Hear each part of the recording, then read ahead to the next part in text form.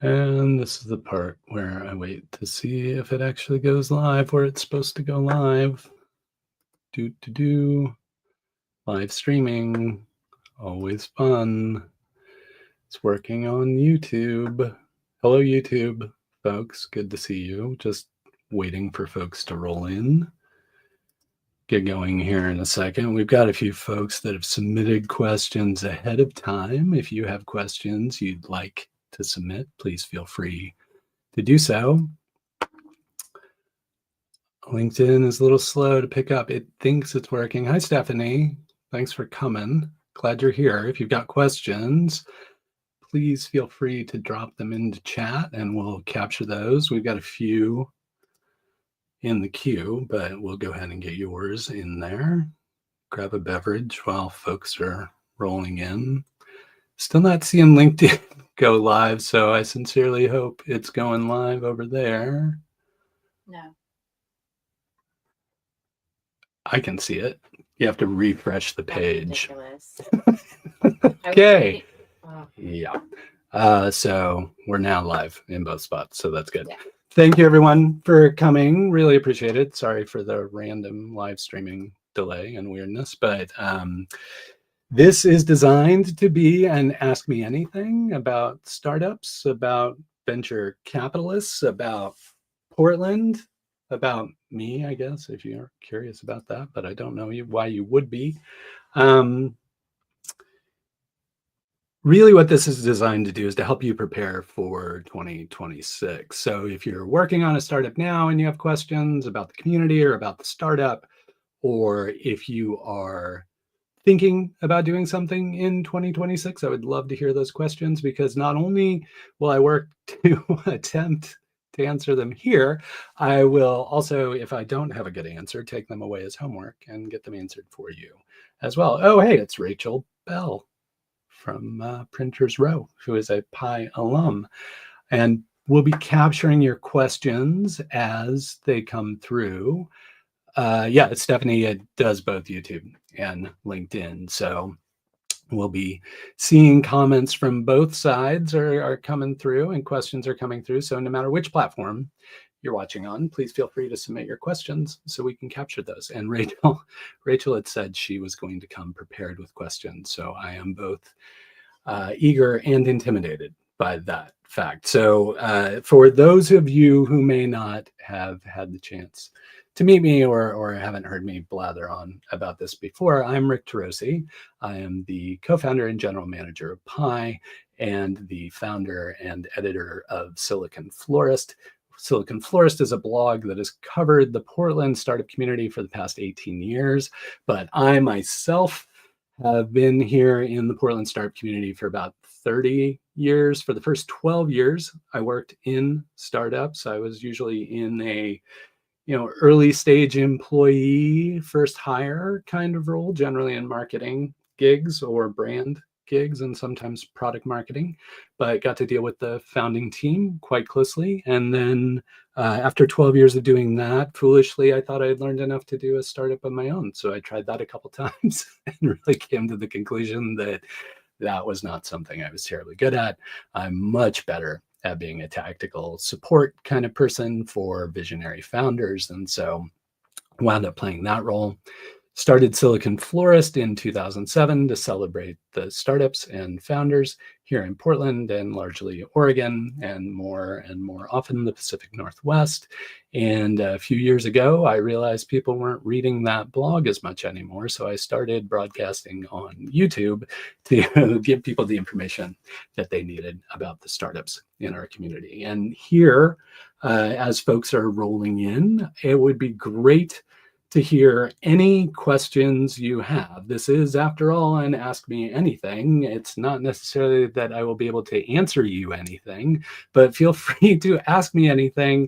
And if I have an answer off the top of my head, I will make sure to share that with you. But I also might kind of like tap dance a little bit and say, I don't know, but let's find out. And I will go away and do my homework and find a response to that question for you.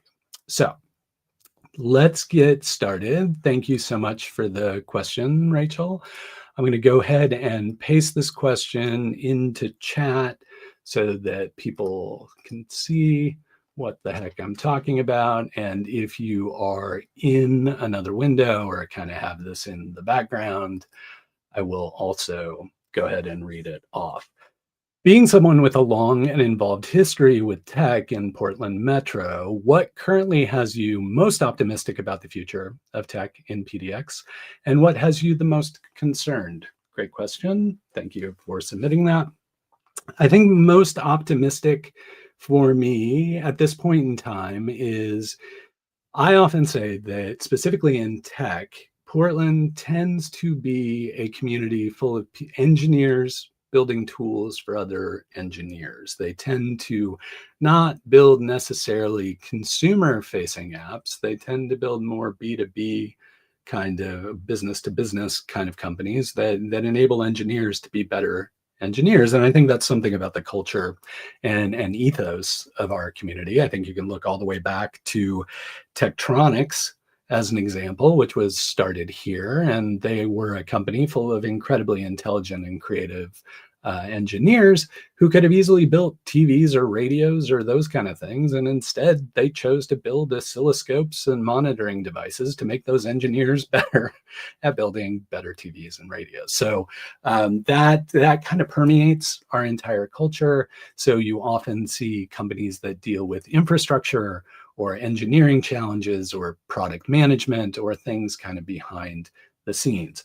All of that by way of saying, to set up why I'm most optimistic, is to date, largely the world of AI, the era of AI, and now in which we now exist, there hasn't been much space in there for the engineering to occur. It's been pretty tight between, the foundational models and the tooling being built on top of those models that it deals directly with the consumer. So ChatGPT or Claude Code or those kind of things. And as the industry continues to mature, we're seeing this space start to open up where there's room for something between the models or in helping the models and the actual application layer. So that kind of middle space, I think, is the opportunity where Portland companies tend to excel. There's a new one that just came out called DevSwarm is a good example, where what they are doing is leveraging multiple models or GitHub or Jira and pulling those all into a single interface so that an engineer can be a better engineer. And that's just a really great example of where those opportunities are becoming available.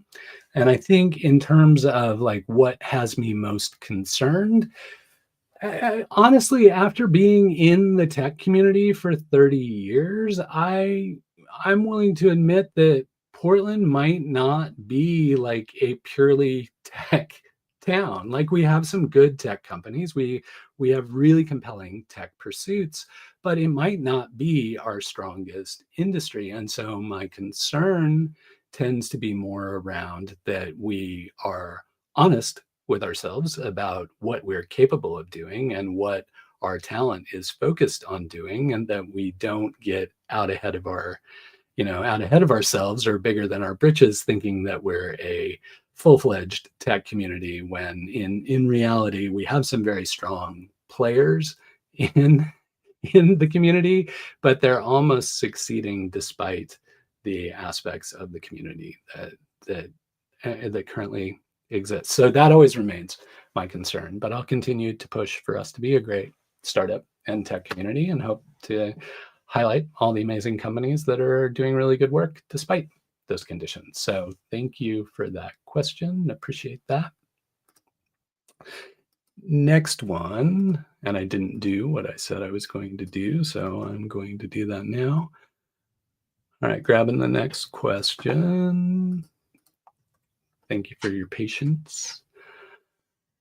Next one is, and thanks for everybody in chat. I can't really pay attention while I'm babbling, but I appreciate you chatting in there. The next question is, I'm moving from Seattle to Bend and would love a clear articulation of the strengths of the Oregon ecosystem and sector strengths and gaps that you think are addressable. So Solid question. Bend is a very different place than Portland in kind of culture and focus. Bend tends to have a number of former Bay Area folks who are either semi-retired or who live in Bend part-time. So the kind of startup culture of Bend tends to be a little closer to a Bay Area culture, whereas the Portland startup community tends to be more, I kind of refer to it as accidental entrepreneurship. It's a lot of people who build things because they want them to exist, not necessarily because they are thinking about building a business around those things. They want to build a product. So that's something that's very different to me. So somebody moving from Seattle to Bend, I would say probably not as much as of a culture shock as you would expect. I think Bend is a very outdoorsy, almost resorty town. So if that's something that you're moving to Bend for, congratulations, you made a good choice. But I think a lot of similarities to what you've already experienced in Seattle. The strengths of the ecosystem, Seattle is infamous, whether true or not, for the kind of Seattle chill, the kind of cold shoulder, like people are hard to get to know or hard to engage. Whether that's true or not, that's the mythology about Seattle. I think you will find that very different in Oregon. In Oregon, people are almost overly nice, Portland nice, Oregon nice, and very approachable. I think that's one of the strongest things about our community and our culture is you can practically cold email anybody in the community and they will get back to you and offer to meet with you or chat with you or help you in some way. And that's something I've always valued about the community, that you can randomly cold email a CEO of a startup in Portland and they'll be like, yeah, let's go grab coffee and talk about that. I think Bend has much of that ethos as well. I think our strengths, again, tend to be more in the B2B engineering kind of realm. So that B2B kind of flavor might be familiar to somebody coming from Seattle, where you have a lot of B2B companies up there as well. So that may be familiar. I think the other thing that will be different is kind of the risk tolerance. So especially when it comes to investors and people starting companies. So tend to be a little more risk averse here, tend to think about more reasonable solutions, and rather than kind of swinging for the fences with something visionary and crazy, tend to be a little more resistant to taking those types of risks. But that's just kind of how it is. And in the investment community, that can also sometimes be the case. So whereas an investor in the Bay Area might be willing to take a flyer on a crazy idea, an investor in Seattle needs a little more there. Investors around here are definitely looking for things like traction and de-risking those deals as much as they possibly can. And I could write a long dissertation on why they think that is and what the vicious cycle is that creates that dynamic in our community. But those are also things that we might be able to fix or resolve at some point in time. I think access to capital always remains a challenge, regardless of where you are, but it's explicitly felt here. And on a regular basis, especially with early stage founders. I think if you can get past that initial early stage, there are opportunities to figure out how to find that funding you need. But then, of course, by the time you've gotten to that stage, you're also kind of generating revenue and you have customers and those kind of things too. So anyway, I hope that addresses that question.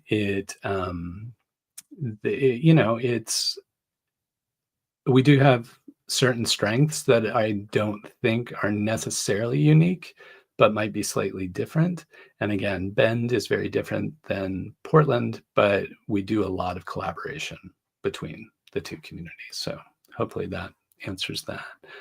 Next question. Thanks again for showing up, folks. I hope this is helpful. Please feel free to drop any questions into the chat, And hopefully I'll be able to answer them here, but even if I can't, I will find you an answer eventually. I promise. That is my commitment to you for showing up to this chat. Where do you think the puck is going in terms of sector development via startups in Oregon? I think there's a big difference between the types of startups that are built in Oregon and the ones that might be built in Portland, the metropolitan region. I think throughout Oregon, I've seen any number of amazing companies that are in more traditional product spaces rather than tech. So less about the, how do you build the next social network? How do you build the next, kind of B2B technology solution, and more focused on product-based solutions in the real world. So things like food and beverage, apparel, footwear, outdoor products. Like Bend is a great place for outdoor products. They have the Bend Outdoor Works Accelerator there that helps startups in that regard. And I think the other part of it is kind of like I talked about before.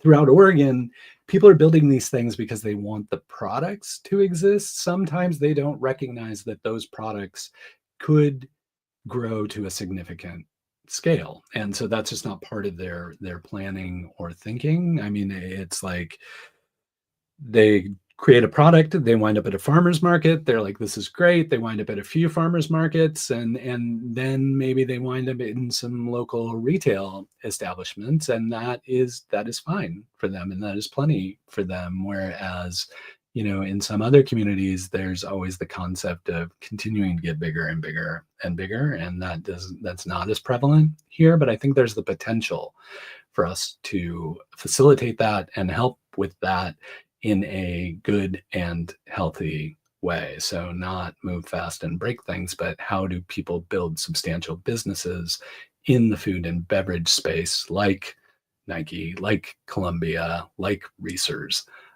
like Dutch Bros? How do they grow to a significant scale that not only generates wealth for the founders of the company, but also employs Oregonians and helps with the general economy? So that, in terms of where the puck is going in terms of sector development, I always say to folks, like, if I had to start over again, I would focus wholly on consumer products right now. That seems to be where we have both the most activity and innovation, but also a wealth of knowledge, understanding, and resources about those industries that's not being significantly leveraged for the startups that are being built. That being said, in my realm, in tech, like as I described earlier, I'm finally starting to see some space open up for what Portland does well in tech, in terms of engineers building tools for engineers, either within the AI space or leveraging AI to build those tools, but to deliver functionality with those tools, or to actually build the code that's building those tools. So that we're a little behind the curve when it comes to artificial intelligence. I think we're a little late to that game. I think that felt especially severe given how well-timed we were for mobile, when mobile came online, and the talent that we had here. So it just feels like we're a little behind the curve with AI, but catching up soon with, and rapidly with events and communities like AI Portland, and Portland AI engineers, and AI tinkerers, and the new Oregon AI accelerator. So there's a lot of activity starting to happen in that space, and I think that's going to help with that sector development as well. Thank you for that question. What does puck mean in the previous question? Good one. I won't post that one, but puck, it refers to an old adage that's often claimed to have been coined by Wayne Gretzky, the hockey player, that he's like, you don't skate to the puck, you skate to where the puck is going to be. And so that analogy of where the puck is going is how does it enable a founder to proverbially skate to that point where that puck is going to be? So where is the puck going? Hopefully that helps clarify that one. And great question. I always appreciate it when people are like, you're talking in garbage lingo. Please tell me what that actually means. So please keep those questions coming as well. All right. I'm now not even reading the questions before I paste them in. So let's see what this one says. Are you connected with anyone working on the climate environmentalism space in Portland? Connected with folks, sure. Deeply engaged, no. I always recommend for people who are interested in climate and clean tech, there's a great community here called Climate Curious. It's climatecurious.co if you want to look them up and join some of their meetups that they hold on a regular basis. There are obviously lots of companies working in that space. A good example of that, and my voice cracked for some reason, a good example of that is Photon Marine, founded by Marcelino Alvarez, that is building an EV outboard motor specifically for fleets and using those in harbors and those kind of things. But Climate Curious is the first one I always recommend. VirtuLab used to be a much larger player here in that regard. They have a smaller presence here, but they are still a really good point of contact for folks in climate that are getting interested in getting connected to that. And then of course Portland Seed Fund is an early stage investor in town that has made several bets in the climate space and is very interested in where that is going. And then from a collegiate standpoint, Portland State University tends to have some good climate programs as well here locally. So that being maybe another way to engage with folks. Okay. See, Nathan says Climate Curious is great. And they do hikes and stuff. That's the other thing, is they're not boring, like sit in a theater and listen to people talk. Like they go on hikes and all kinds of fun stuff. So if you're interested in that, please check out Climate Curious. And Rachel also says on the environmental space to go ahead and hit her up for stuff on that too. So thank you, Rachel. That's the best part of this, is we've got a community here that's always willing to help and answer your questions and connect. So much like Rachel did, like if you see a question in the chat, you don't have to wait for me to answer it. You're more than welcome to answer it for the folks in the chat. And I really, really appreciate that. Okay, next question. Ooh, it's a lengthy one. An error occurred. Technology, am I right? So let's see. Did it go? It did go. All right. Maybe it had an error with LinkedIn. Okay. With VC desks constrained, what underutilized or unconventional funding desks? I think that's something else, but I'll just go ahead and make sense of that.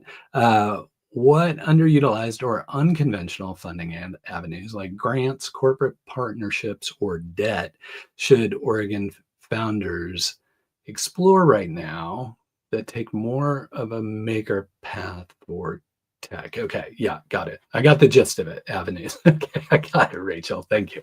And that's questions from Rachel. I did that.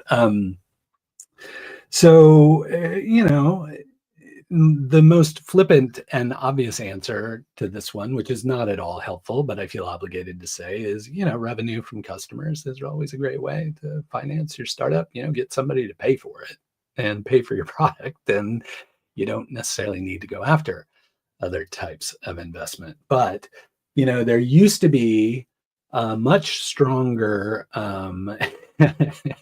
much stronger SBIR kind of grant, and I'm sorry, I'm spacing what the acronym stands for, but it's basically early stage funding that used to come from the federal government. It was non-dilutive grant funding, came in a series of stages. So you would go through a stage gate process. You'd start at kind of the 0 stage. You get a little bit of money if you could prove out that you were, improving the business, and then you'd move into the next stage, and so on and so on and so on, each one with a much larger check attached to it. Given what's going on at the federal level, and with general economic trends in the grant making institutions, like that's not a really valuable path like it once was for people. And so the ways to get creative about it that I am seeing are uh, looking at alternative investment platforms. So that could be something like a crowdfunding platform. It could be something like a Reg F crowdfunding, which is investment through a crowdfunding mechanism. There's a service called, I'm going to get the acronym wrong, but SBX, that is a bond based, so a debt instrument for founders to sell a bond associated with their startups.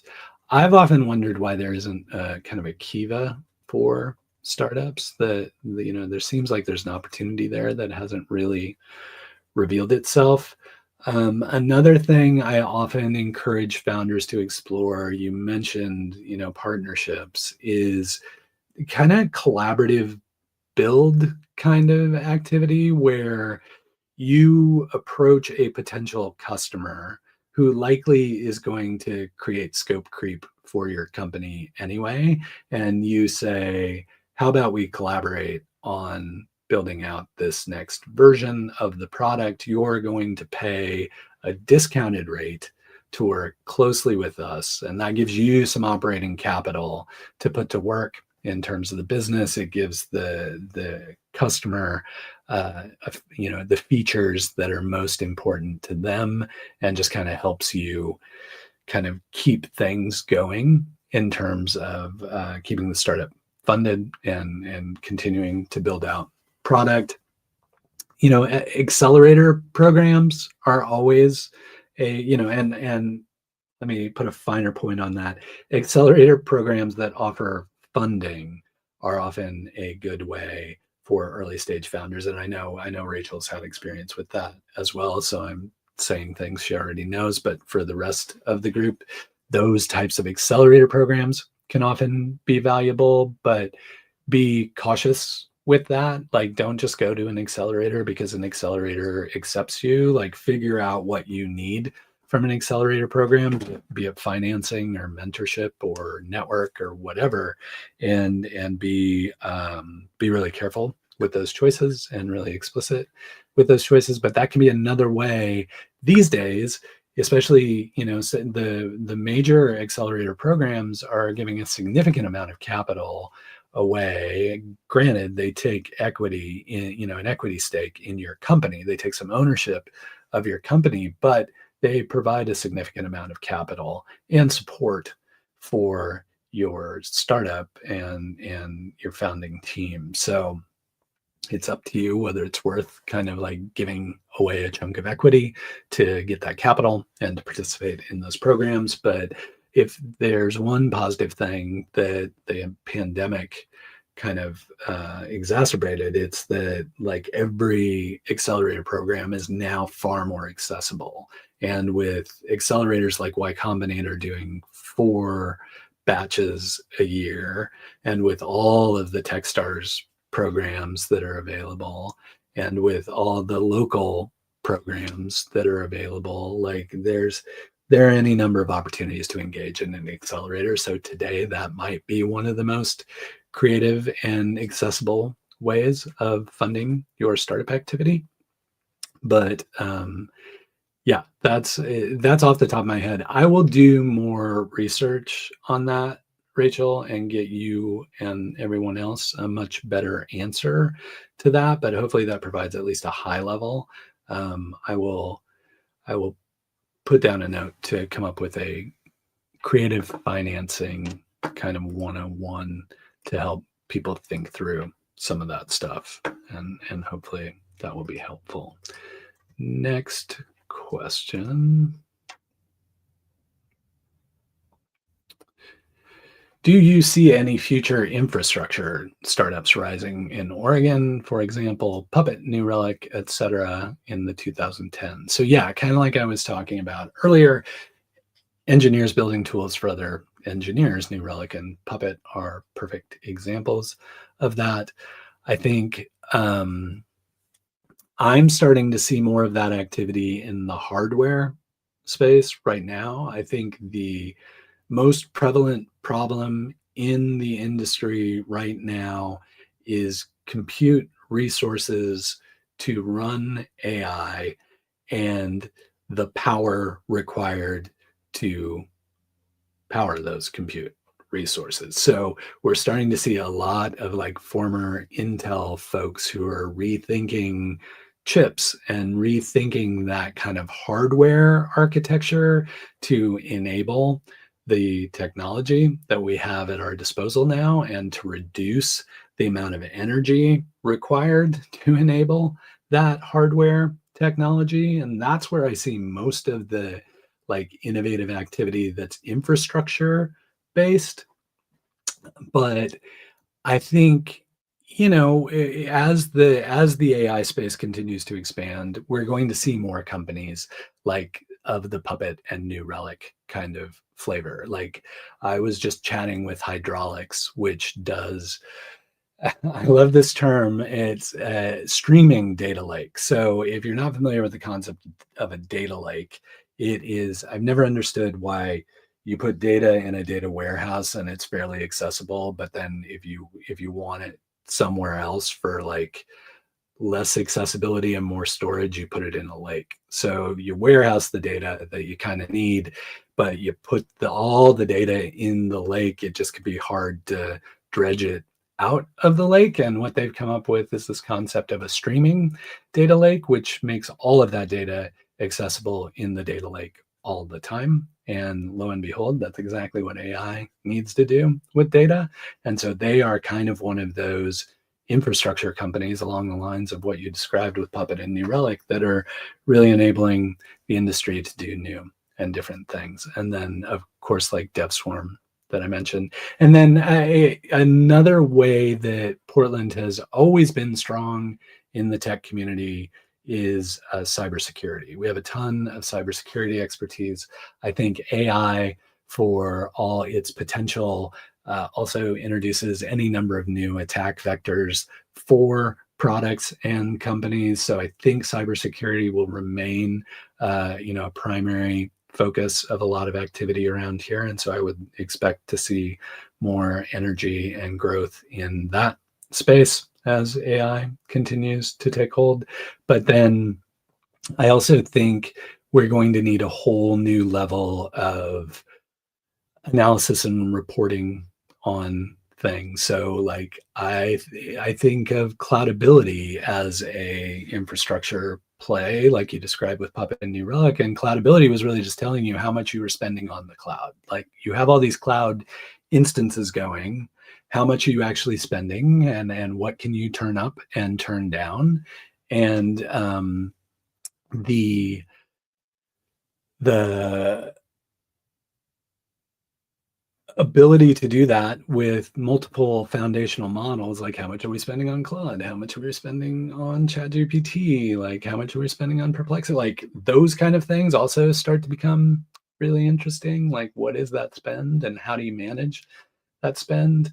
How do you analyze like which model is giving you better service or better, uptime or better answer? Like there's a whole bunch of stuff in there now that we have multiple models, the same way there was with search engine optimization for websites. Like it's going, there's a whole industry around model optimization or teaching models about your product and company. So there's stuff in there, infrastructure-y kind of stuff that I'm excited about. I think there's going to be stuff happening there that might be interesting.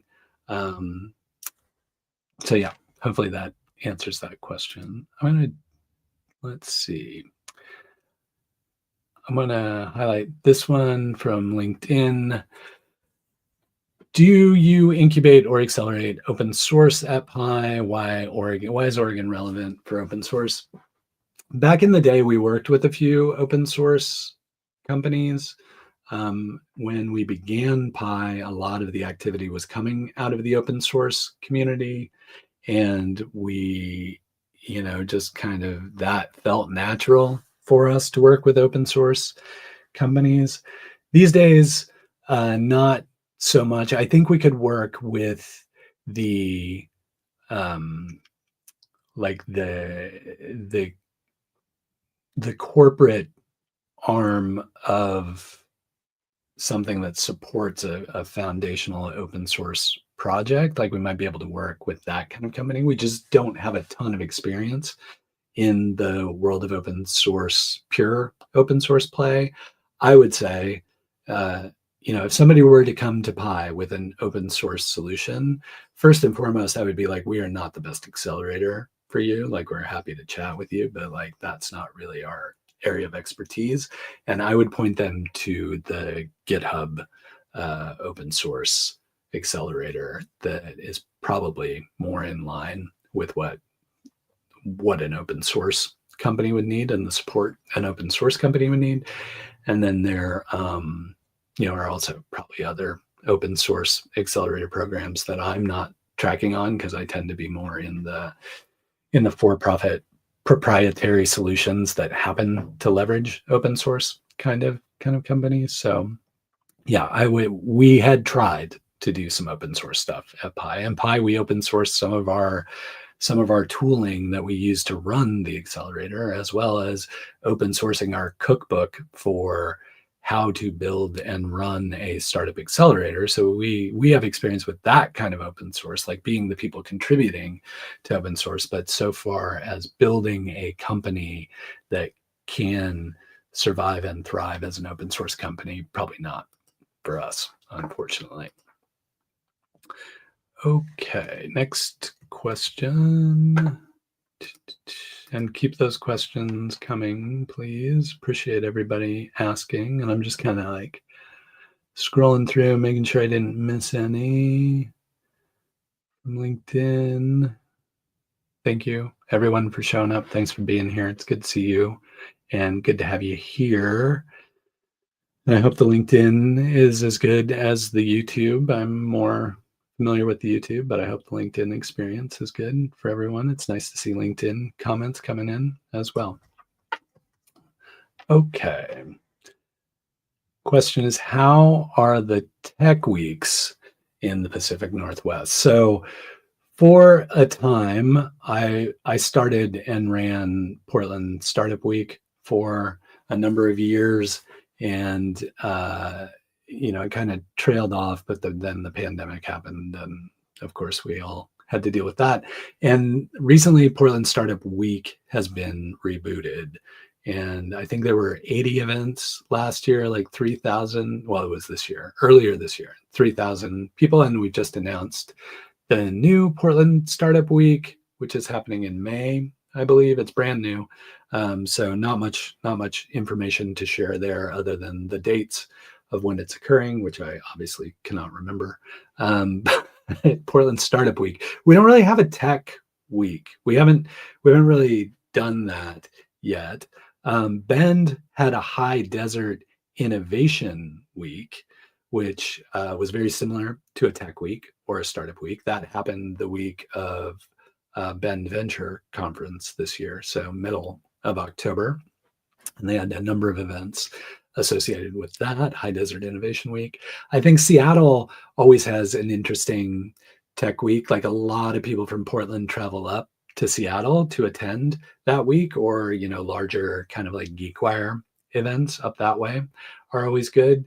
But for Portland, it just, we've never really gotten to the point of having a tech week. Startup week has been sufficient for that part of the tech community. I think everybody involved in tech gets involved in Startup Week in some way. So was strong, took a hit during the pandemic, is coming back strong. And if last year was any indication, Portland Startup Week 2026 in May should be amazing. And I think, Josh Carter, who runs that week now, is very interested in making that into a destination event. So he continues to work to grow it and hopefully have more attendees and people showing up to that one. So that I'm pretty bullish on Portland Startup Week and the potential there.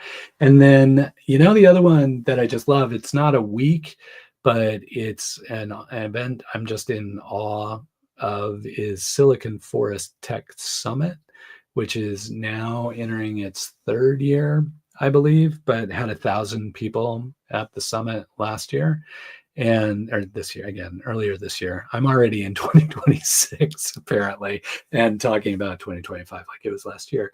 But that's when I would highly encourage you to attend. Again, not a week, but Silicon Forest Tech Summit is the best annual event that I've encountered practically ever. And I used to run an annual event called Tech Fest Northwest, and Silicon Forest Tech Summit kind of blows that one out of the water. So if you're looking for an event to connect with community, keep an eye out for Silicon Forest Tech Summit and keep an eye out for Portland Startup Week. Okay. I am going to grab one from the queue. Thanks to everyone who keeps those questions running. Oh, I'll answer Christopher, your questions. What am I using to run the stream right now? I am using StreamYard because it got acquired, but it's a local Portland product. So always love StreamYard, always have to buy local. And so they do a great job. And it's broadcasting both YouTube and LinkedIn right now. So simulcast. I might try a few other platforms next time. This has been going really well. So I'm hopeful that it is going well on your side as well. All right, let's pop this one up.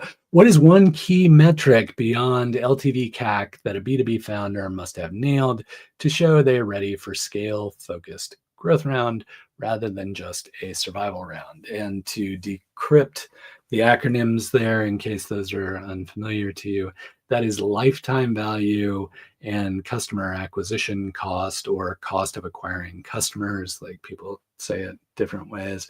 But basically what that is saying is you have a certain amount of money you spend to get a customer. And that may be like advertising, it may be work you do. It is a sunk cost that is required to get that customer onto your product and get them to pay for your product. So that's CAC. So let's say your CAC is $1. The lifetime value of that customer is how much they will spend over the time that they're on your product before they churn out. So if your CAC is $1 and the lifetime value of your customer is they pay $1 a month and usually only stick around for 6 months, then you've got $6 of lifetime value to $1 of CAC. So you're doing pretty well there. You're making $5 on every customer, but obviously you want those numbers to be bigger. So, but that's a metric that a lot of investors will look at, because they will say, well, if you understand how to acquire customers and you understand how much it costs for you to acquire those customers, then we can just pour fuel on that fire, generate more customers, which then generates longer lifetime value, and then or generates the same lifetime value. But then you can also look at putting capital into the lifetime value side of the equation. So you can say things like, how do we increase that lifetime value of the customer? How do we do things like keep them around a little bit longer so they don't churn off the product? We can say, how do we deliver a different feature set that may require them to pay a higher subscription or a higher purchase price that then would increase that lifetime value of that customer? So LTV CAC tends to be important because it's obvious to investors how spending capital will generate more capital, because that's what VCs want to do, is spend money to make more money. So that part. What else do they have to have nailed to show that they're ready for scale focused growth? I think, there's always just traction in general. So, CAC and LTV are kind of part of the traction, but like showing exponential growing month over month customer base traction is huge. I think demonstrating, not that you have to minimize churn, but demonstrating that you have an understanding of the dynamics of churn and why churn is occurring. And when I say churn, it's just your customer leaves. So, like, some products can only deliver enough value that a customer pays for it for a very short period of time. Other products wind up delivering enough value that the customer continues to pay year after year after year. And so, like, having understanding of those dynamics, you don't have to eliminate churn. You just have to understand that, like, our customers largely churn out after 6 months. They're largely, they show up, they use us for 6 months, and they're gone. And having that understanding of it. And then I think showing established processes that can be scaled. So the underpinning of how your business works, even at a very small size, can have explicit processes and ways of doing things that demonstrate that you have the capacity for scale given the dollars to chase that scale. So I think that's another important one. Um, Obviously, in this day and age, like, the scale focused growth has become a little more risk averse. Like, obviously, you're seeing billions of dollars being thrown around and trillions of dollars in valuations for companies these days, which is crazy. But the investors have become a little more risk averse just given the kind of macroeconomic trends. So business fundamentals kind of remain the same. I think, kind of team construction and who does what at the organization are things that people always look at. It's always hard, even in this age of AI, it's always hard to be a solo founder and kind of engage with investors in a way that they have the confidence to invest in you. So that can be challenging. And then I think the part of those processes are um, not only the customer acquisition cost, but the, like, that whole life cycle of the customer. Like, what's the process for capturing them? What's the process for bringing them on to the product? What's the process for onboarding? What's the process for cultivating or maturing that relationship with them and keeping them engaged with your company? What is the process for getting customer feedback that keeps them with your company? And just any of those things that you can explicitly demonstrate are procedural and process oriented. I think that has a lot of value too, that sometimes people discount. So hopefully that answers that question. And I'm not seeing many more of the kind of bridge round behavior right now. I see people avoiding bridge rounds in an effort to go and you're welcome, Rachel. Thank you so much for the question. I see people kind of avoiding bridge rounds and going for revenue instead. So what a bridge round is generally, without getting too explicit about it, if you're raising venture capital, ideally every time you go out and raise another round, the value of your company has increased so that the value of each share has increased. If you're doing a bridge round, that's generally saying where the valuation hasn't increased, it's remained the same. So it's not super attractive to a VC. It's generally they're only doing it to help salvage the company and maybe get get some money out of it. They always want it to be increasing in value. And then even worse than a bridge round is a down round, where if you hear the term down round, it means somebody went out, raised money at, let's say they went out and raised money at $100 million.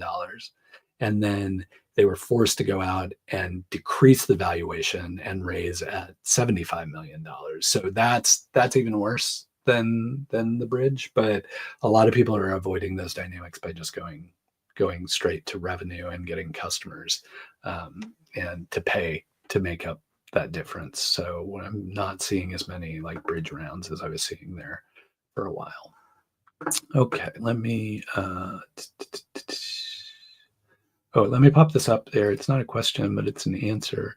And I thought it was really good. Thank you, Santiago. Related to churn, customer retention, gross dollar retention, which should be at 80% or more, and net dollar retention, 100% or more. I would love to have more than 100% net dollar retention are also important metrics to keep in mind. Great call out. Thanks for saying that. Thanks for taking the time to drop that into chat. Okay.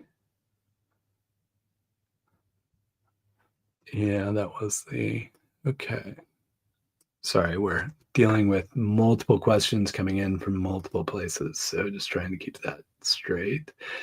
And let me pop this one in. And then Rachel, I see you have another question.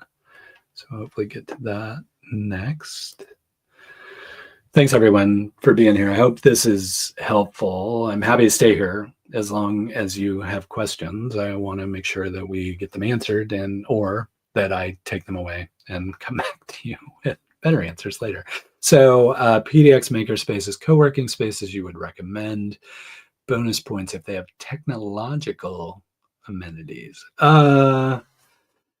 Well, I'm a huge fan of Central Office because they're a homegrown co-working space, and I've known them since the co-working space was a glimmer in the co-founder's eye, and have been along for that journey. So I always appreciate the Central Office folks. I think if you've attended events in Portland in the past year or so, Kiln is probably on your radar. They're in Southeast Portland, right by Cartopia and the Hawthorne Asylum cart pods. They both host events and have co-working space there. And I know a number of companies and VCs who office out of Kiln. So it can be a really great place to get connected with the startup community. So I love that. Makerspaces, I'm not as well phrased in as and of course NetSpace. Like if you're I think of NetSpace more toward services oriented companies, but startups live there as well. It's just in my mind, it tends to gravitate more toward service. And I know they're building out some technological amenities, as you phrase it. So like in terms of manufacturing and 3D printing and those kind of things, they'll have some of those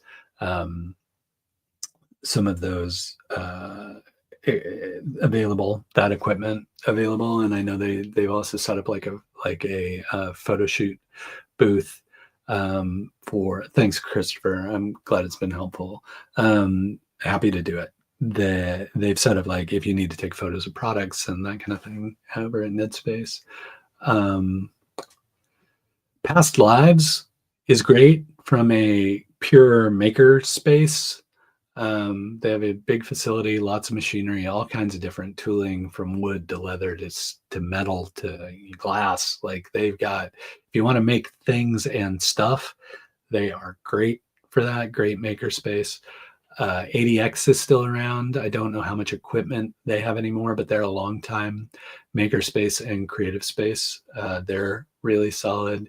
Control H is a hacker space, so more like digital kind of stuff. And then our friends at Autodesk still have a kind of 3D desktop manufacturing setup at their place as well. It's less co-working makerspace, but it is accessible tooling and stuff that might be helpful for you in that regard. So I do have let me see if I can do this without destroying everything, but if I go to GitHub, and we have a Portland startups repository on GitHub that is really designed to give you a laundry list of all the stuff and the things. And I did find it. Look at that.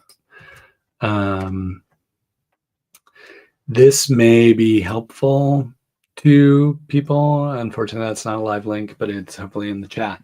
And and Rachel mentions Vita co-working. I'm not sure. I know Vita has their Beaverton location. I don't know if they have a location in town anymore, but that's another really good recommendation, another homegrown co-working space. But in that GitHub repository that I just pasted in there, there are a number of co-working spaces in there. We try to keep that up to date with, what's actually available. So, and there's Place to Be. Just scrolling down the list and looking at it, Place to Be, if you're working on a B Corp, Place to Be is another great place. And then, of course, Upstart Collective, if you're more like tech startup-y type, then Upstart Collective, both in the east side and then down on the south end of the Portland State campus on the west side. And Vita is there. What other ones? There are Spaces. I don't know if Collective Agency is still around. Anyway, now I'm just reading a GitHub repository like you can. So hopefully that helps. Okay, Rachel says Vita does still have a space in Portland on Sandy and 16th. I'm going to pop this one up here just so people see this from Christopher on LinkedIn. Super interesting. I've always heard great things about Art Basel. I hope I'm pronouncing that correctly. And of course, I may be down for South by this year for the first time in a long time, trying to figure that out. So Brantz says Autodesk has an accessible setup. They are approachable. Like, they're not going to let you just go in and build stuff there. But if you are working on a prototype, if you would like some of their advice and, potentially access to some of the stuff they have there, they do have machines and things and stuff that build things and stuff. Like, primarily 3D printing is the big one there. They do have a CNC machine, and I can't remember soldering stations and those kind of things, but they're generally kind of dealing with the housing of a electronic thing rather than the boards as much, but there is some of that equipment there. So if that's something that would be of value to you, Autodesk could potentially be a resource that would be available. So hopefully that helps.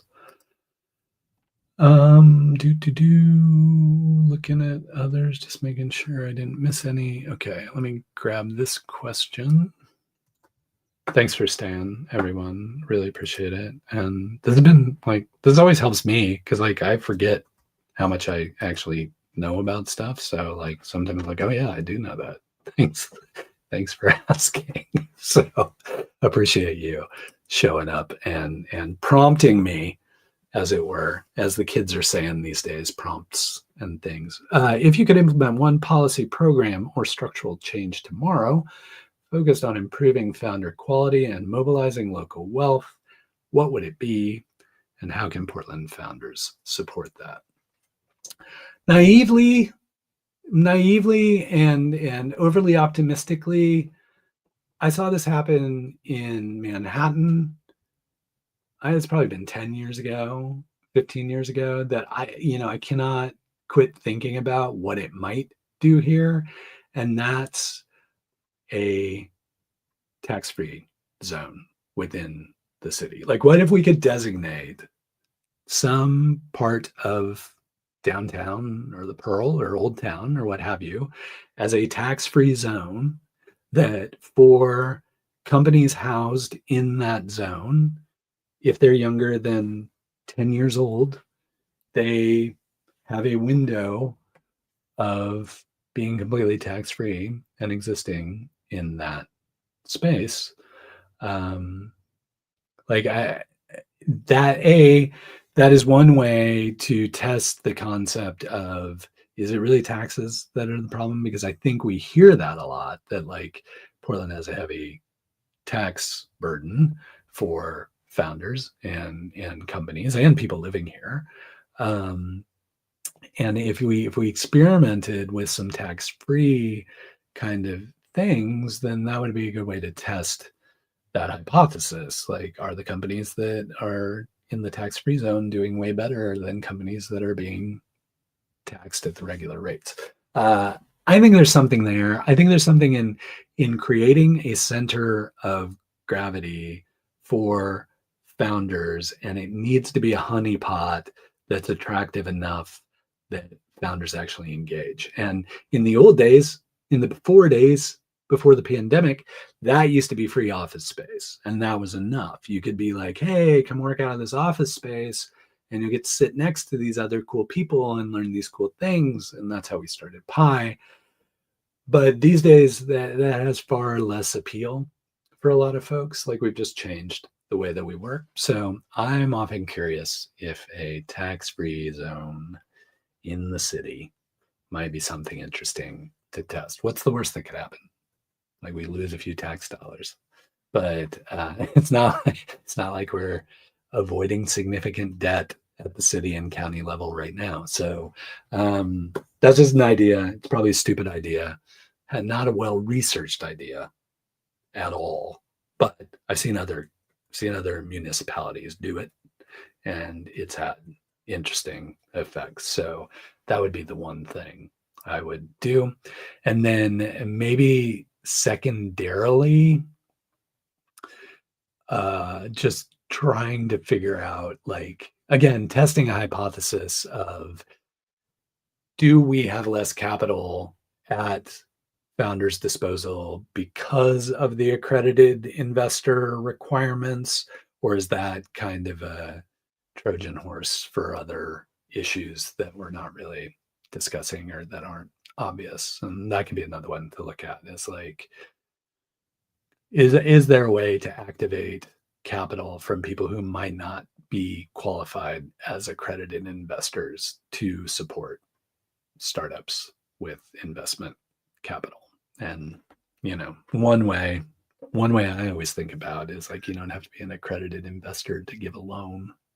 You have to be an accredited investor to invest in somebody. This is not investment advice, but there may be some ways around that. So I'm always curious about that part of it too. All right, folks. Thank you. I'm so sorry that you were so bored that you actually showed up here and hung out with me, but I really appreciate it.